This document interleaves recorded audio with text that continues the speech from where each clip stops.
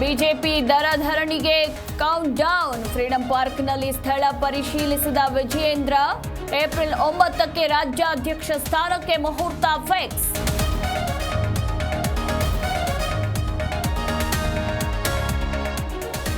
CM ಮತ್ತು DCM 3 ದಿನ Delhi tour. ಎಚ್ಎಎಲ್ನಿಂದ CM, ಹುಬ್ಬಳ್ಳಿಯಿಂದ ಡಿಕೆಶಿ ಪ್ರಯಾಣ. ರಾಜ್ಯ ರಾಜಕೀಯದಲ್ಲಿ ವರಿಷ್ಠರ ಜೊತೆ ಚರ್ಚೆ.